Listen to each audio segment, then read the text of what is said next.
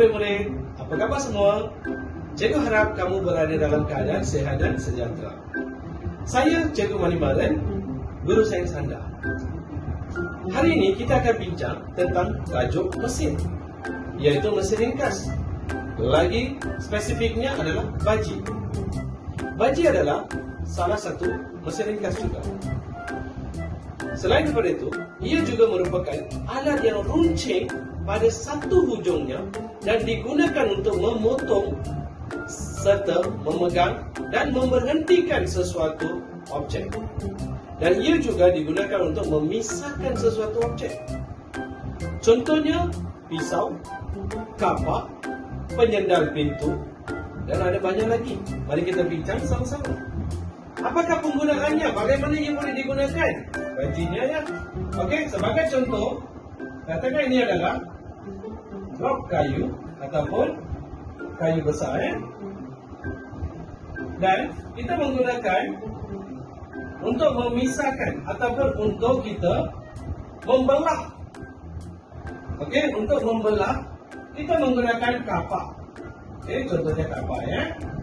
So kapak ini digunakan, yang hadapan ini adalah baji untuk memisahkan, untuk menusuk masuk ke dalam supaya ia boleh bahagian di belakangnya, okey, dan bahagian di belakangnya yang tebal ni boleh memisahkan.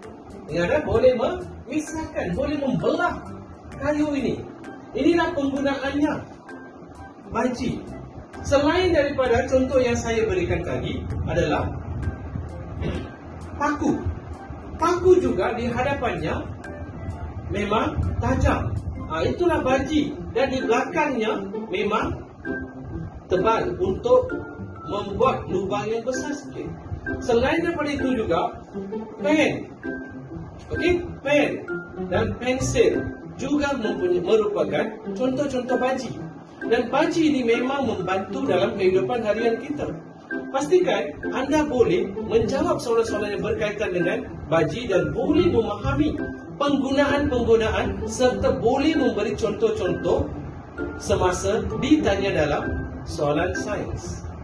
Cikgu harap kamu boleh menjawab dan boleh memahami tentang mesin ringkas baji. Baik, selain daripada itu, mesin ringkas yang seterusnya kita akan belajar hari ini juga adalah skru. Pernah tengok skru kan? Mesti pernah kan? So skru ialah alat yang berbentuk silinder beralur yang dapat dimasukkan ke atas sesuatu ruang dengan memutarkannya untuk merapatkan atau mengetatkan dua bahagian objek. Okey? Inilah skrunya contoh.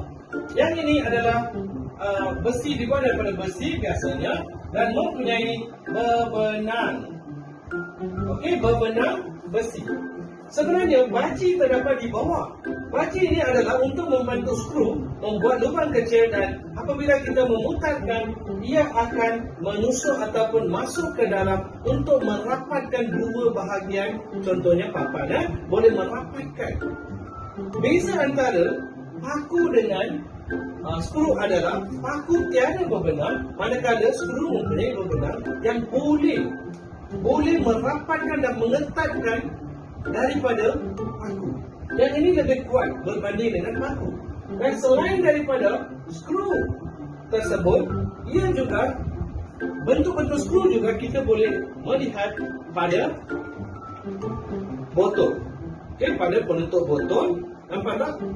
Berbentuk skru. Dan selain daripada botol, kita boleh nampak di dalam pen. Okey, pada pen. Ini semua adalah bentuk-bentuk skru yang kita gunakan dalam kehidupan seharian. So, apabila anda menggunakan sesuatu objek, pastikan boleh anda juga membuat pemerhatian apakah mesin-mesin ringkas yang kita menggunakan dalam kehidupan harian dan anda perlu mengenal pasti. Pastikan anda boleh mengenal pasti. Yang kedua, boleh memberi contoh-contoh selain daripada skru dan juga anda boleh tahu apakah itu skru dan boleh menjawab soalan-soalan yang berkaitan dengan mesin ringkas. Itu sajalah untuk hari ini. Sekian, terima kasih.